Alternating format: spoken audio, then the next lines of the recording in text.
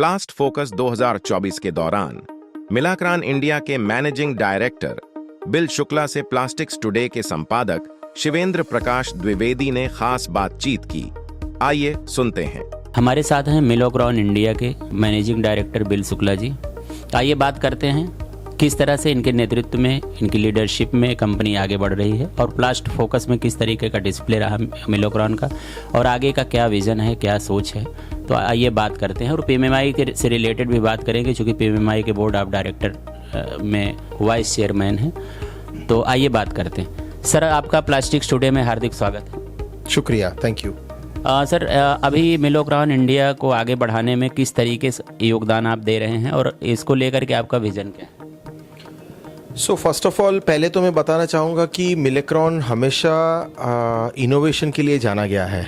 सो पिछले 25 साल से जब हम इंडिया में हैं, हमने जितने भी टेक्नोलॉजीज़ इंडिया में सबसे पहली बार आई है वो मिलाक्रान के थ्रू आई है और वो ट्रेडिशन हम अभी भी आगे कंटिन्यू कर रहे हैं। इस बार ये प्लास्ट फोकस में हमने 4 लाइव मशीन का डिस्प्ले जो किया है, चारों मशीन ऐसी है जो इंडिया में पहली बार उस कैटेगरी में डिस्प्ले की गई है।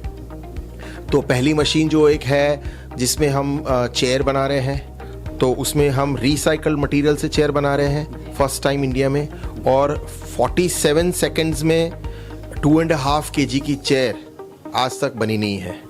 तो वो पहला हमारा एक इनोवेशन है। दूसरा, आपने सामने देखा होगा कि एक ऑल इलेक्ट्रिक मशीन है जिसमें कोई तरह का ऑयल यूज़ नहीं होता है। तो मिलाक्रान ओनली कंपनी है इंडिया में जो ऑल इलेक्ट्रिक मशीन बनाती है और उसके अंदर एक स्पेशल मोल्ड बनाया गया कि एक 5 सेकंड के अंदर 4 कंटेनर प्रोड्यूस होते हैं, टेक अवे कंटेनर जिसको हम बोलते हैं थिन वॉल। तीसरी मशीन है हमारी पीईटी इंडस्ट्री के लिए। तो पीईटी के प्रीफॉर्म जनरली 380 टन की मशीन में बनते हैं, जबकि ये मशीन 250 टन की है। उसके अंदर 72 पीईटी प्रीफॉर्म 10 सेकंड से अंदर में डेवलप हो रहे हैं। तो इस तरह की सारी इनोवेशंस मिलाक्रान के पास हैं। यही इनोवेशंस को लेके हम हमारे कस्टमर्स को वैल्यू एडिशन सर्विस प्रोवाइड करते हैं। उसके अलावा 2-3 और चीज़ हमने की है मिलाक्रान को ग्रो करने के लिए। एक है, हमने लीड टाइम्स बहुत कोलैप्स कर दिए हैं। मार्केट बहुत डायनामिक हो गया है, हमारे कस्टमर्स को शॉर्ट लीड टाइम में मशीनें चाहिए। तो हमने जो मशीनें पहले 24 हफ्ते लगती थी, आज हम उसको 14 से 16 हफ्ते में दे सकते हैं। जो मशीनें पहले 6 से 8 हफ्ते में जाती थी, वो आज हम एक स्टॉक दे पाते हैं। तो वो एक हमारा प्रयास है हमारे कस्टमर्स को शॉर्ट लीड टाइम में जल्दी मशीनें देना।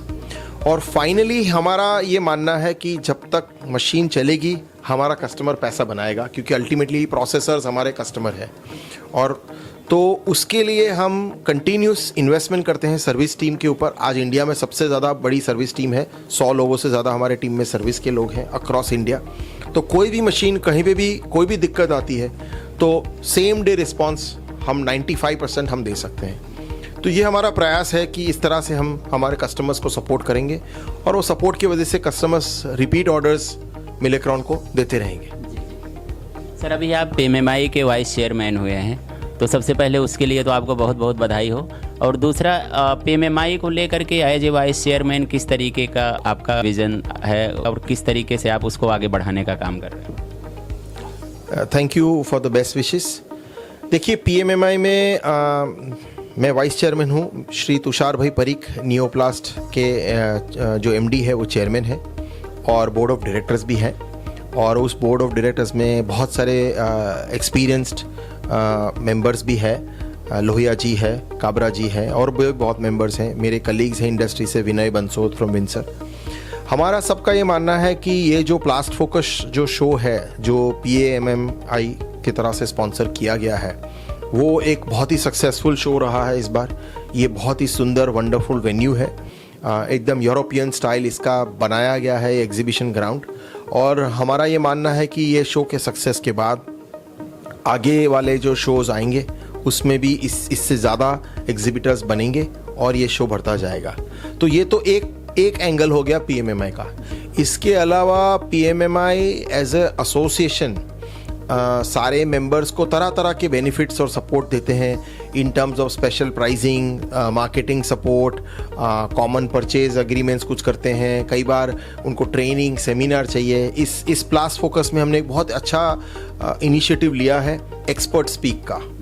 तो अगर कोई भी प्रोसेसर पहली बार कुछ इंडस्ट्री डाल रहा है या उसकी इंडस्ट्री में उसको कोई दिक्कत आ रही है, प्रोसेसिंग में दिक्कत आ रही है, तो फ्री में आके जो एक्सपर्ट्स यहाँ पे बैठे हैं उनसे एडवाइस ले सकते हैं, उनसे क्वेश्चंस पूछ सकते हैं कि उनको क्या करना चाहिए ये प्रॉब्लम से बाहर निकलने के लिए। तो as an association PMMI plastics machinery के अंदर जितनी भी तरह की टेक्नोलॉजीज़ है वो सब मैन्युफैक्चरर्स हमारे इस अम्ब्रेला में है और हम ट्रूली प्लास्टिक्स इंडस्ट्री को रिप्रेजेंट करते हैं। सर, प्लास्ट फोकस को as visitor point of view से देखा जाए तो कितना सक्सेसफुल आप मानते हैं? चूँकि 3 दिन हो चुका है और फुटफॉल भी आप देख ही रहे हैं, और कंपनी, चूँकि आप खुद मिलोक्रॉन इंडिया के MD हैं, तो आपकी कंपनी में किस तरीके का रिस्पांस मिला है उसके बारे में भी कुछ बताएं। तो फुटफॉल को और क्वालिटी विजिटर्स को लेकर के कुछ आप बताएं। थैंक यू, अच्छा क्वेश्चन है आपका। देखिए 1 फरवरी को जब ये लॉन्च हुआ तो उस दिन बजट भी था, उस दिन वेदर दिल्ली का काफ़ी अच्छा नहीं था, फॉग काफ़ी था, फ्लाइट्स लैंड नहीं हो रही थी। तो हम सबको पता था कि 1 को तो फुटफॉल कम ही रहेगा बजट की वजह से। हालांकि बजट होने के बाद भी काफ़ी सारे सरकारी ऑफिसर्स, सेक्रेटरीज लेवल के लोग, जॉइंट सेक्रेटरी लेवल के लोग, चीफ गेस्ट आए और उन्होंने शो को विज़िट किया और बहुत प्रशंसा की थी।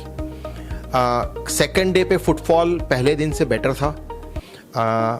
ये भी पता है हमको कि दिल्ली में ई मोबिलिटी का एक और शो भी पैरेलल चल रहा है, शायद उसकी वजह से कुछ कस्टमर शेयर हो गए हैं, क्योंकि ऑटो इंडस्ट्री के काफ़ी सारे प्लास्टिक का कस्टमर शायद वहाँ गए होंगे।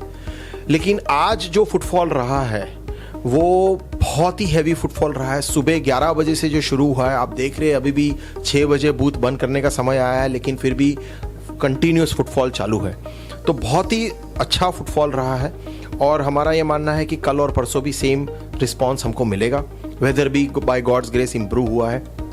मेन चीज़ ये है कि यहाँ पे जो भी विजिटर्स आ रहे हैं वो जेन्युइन क्वालिटी बिजनेस करने के वाले विजिटर्स आ रहे हैं। तो चाहे 10 विजिटर आए दिन में, पर वो क्वालिटी विजिटर्स होते हैं, तो उनके साथ हम बैठते हैं, उनको आराम से फुर्सत से टाइम दे पाते हैं और एक्चुअल बिजनेस डील्स हो रही है, ना जस्ट सिर्फ मिलेक्रॉन के बूथ पे पर सारे बूथ्स पे। तो वो उसी के लिए हम आते हैं, सिर्फ फुटफॉल के लिए आते हैं। अल्टीमेटली हम शो करते हैं कि हमारा बिजनेस बढ़े, और अगर वो बिजनेस बढ़ रहा है, चाहे 10,000 आए या चाहे 1000 आए, बट 1000 क्वालिटी आए, that is what we want. तो उस हिसाब से, उस एंगल से देखा जाए तो 3 दिन के बाद तो मैं बिल्कुल कह सकता हूँ कि plus focus has been a tremendous success. Sir, मिलोक्रॉन इंडिया के जो कस्टमर हैं उनको आप क्या मैसेज देना चाहेंगे एज MD मिलोक्रॉन इंडिया? एक ही मैसेज देना चाहूँगा कि 25 साल से मिलेक्रॉन इधर है, लार्जेस्ट कंपनी है, मैन्युफैक्चरिंग सेटअप है, सर्विस सेटअप है। जो मशीनें हमने आज से 15-20 साल पहले बेची थी, आज भी उसका स्पेयर पार्ट सपोर्ट हम आपको दे रहे हैं, टेक्निकल सपोर्ट दे रहे हैं, और आगे चलते भी 25 साल तक हम रहेंगे। और अगर आपको टेक्नोलॉजी चाहिए, और अगर आप कोई भी मशीन का लाइफ साइकिल कॉस्ट एनालिसिस देखेंगे, टोटल कॉस्ट ऑफ ओनरशिप जिसको कहा जाता है, कि मशीन की cost, running cost, spare part cost, उसकी प्रोडक्टिविटी कॉस्ट, उसकी कंसिस्टेंसी, उसकी एक्यूरेसी की कॉस्ट, तो आपको डेफिनेटली मिलेगा कि मिलेक्रॉन से बेटर वैल्यू एडिशन कोई नहीं है। सर, अभी प्लास्टिक्स टुडे, संयुक्त व्यापार और नई पीढ़ी, तीनों संस्थाओं ने मिलकर के जो न्यू जनरेशन है प्लास्टिक इंडस्ट्री की, उसको प्रमोट करने के लिए कॉन्स्टिट्यूशन क्लब में एक बहुत बड़ा कार्यक्रम किया, जिसको इंडस्ट्री मिनिस्टर ने भी रिकॉग्नाइज किया। उस कार्यक्रम के बारे में भी आपने सुना होगा। तो न्यू जनरेशन को प्रोत्साहित करने के लिए इस तरीके के कार्यक्रमों की क्या आवश्यकता है, और इस कार्यक्रम के बारे में जहाँ तक आप जानते होंगे तो कुछ आप उसके बारे में कुछ बोलें। नहीं, वो बहुत ही एक अच्छा इनिशिएटिव था आपकी तरफ से, और नेक्स्ट जनरेशन डेफिनेटली उनको प्रोत्साहन मिलना चाहिए, उनको लाइमलाइट मिलनी चाहिए, उनको स्टेज मिलना चाहिए, बिकॉज नेक्स्ट जनरेशन के पास नए आइडियाज़ हैं, नई सोच है, और आगे की फ्यूचर तो वो लेके जाने वाले हैं।